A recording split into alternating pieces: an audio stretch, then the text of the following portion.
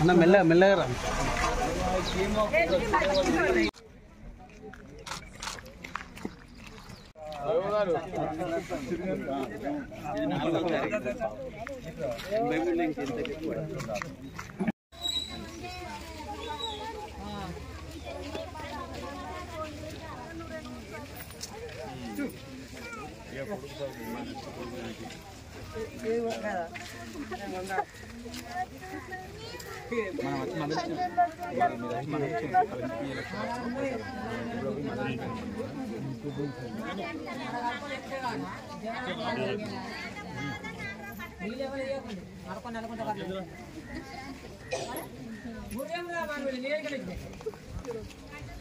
Machine దగ్గర నీళ్ళు వస్తున్నాయి.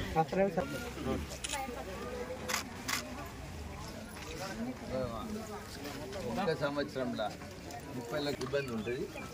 మొదలు 12 లక్షలు అయితే మీకు ఫస్ట్ శాంక్షన్ చూపిస్తా.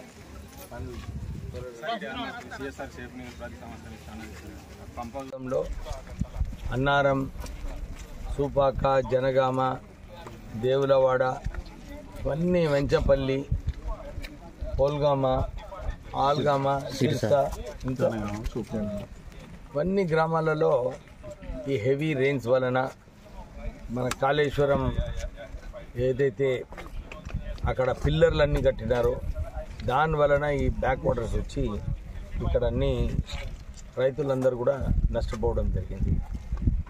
మంత్రి గారితో మాట్లాడాను. మంత్రి గారు ఏమన్నారంటే, ఈసారి మేము ఎక్కడ గ్రేట్లు కూడా మూసేయలేదు, బ్యాక్ వాటర్ నీళ్లు కావు ఇవి, కేవలం వర్షం ఎక్కువ పడడం వలన ఇవన్నీ కూడా మునిగిపోయినాయి.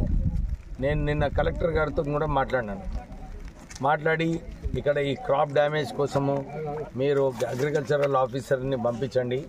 వారు ఈరోజు మాతో కూడా ఈ గ్రామాలు ఎక్కడైతే ఎఫెక్ట్ అయినాయో మాతో తిరుగుతున్నాడు. వారు అదే తొందరగా మీరు అసెస్ చేసి రాష్ట్ర ప్రభుత్వాన్ని పంపిస్తే రైతులకు ఏదైతే ఈ నష్టం ఏదైతే జరిగిందో నష్టపరిహారం ఇప్పించే బాధ్యత చెన్నూరు ఎమ్మెల్యేగా నాది. నేను అందరూ మన రైతు సోదరులకు అందరూ కూడా ఇదే చెప్తున్నాను. తెలంగాణ ప్రభుత్వము రైతుల పక్షానే ఉంటుంది. మీ అందరికీ మొన్న కూడా ముఖ్యమంత్రి గారు మీ అందరికీ ₹1,00,000 రుణమాఫీ కింద అందరికీ ఈ నిధులు అకౌంట్లలో పడడం జరిగింది. మళ్ళీ ఇంకా త్వరలోనే ₹2,00,000 రుణమాఫీ గురించి బ్యాలెన్స్ అమౌంట్ కూడా ఆగస్టు 15 లోపల అందరు రైతులకు పడుతుంది. రైతులందరూ కూడా భరోసాగా ఉండాలి. రైతుల పక్షానే ఉంటుంది, మళ్ళొకసారి నిరూపించుకుంటుంది. త్వరలోనే అన్ని చోట్ల కూడా రైతు భరోసా కార్యక్రమం పెట్టి ఈ రైతు భరోసాలో ఎట్లా రైతులకు మనము ఇంతకుముందు ఉన్న ఆ రైతు భరోసా కింద మేనిఫెస్టోలో ఏదైతే నిధులు ఇవ్వాలో ఎట్లా చేయాలని చెప్పి కూడా సదస్సులు పెట్టడం జరిగింది. మేమందరం ఉట్నూరులో అక్కడ పోయి ఆ సదస్సులో పార్టిసిపేట్ చేసినాము.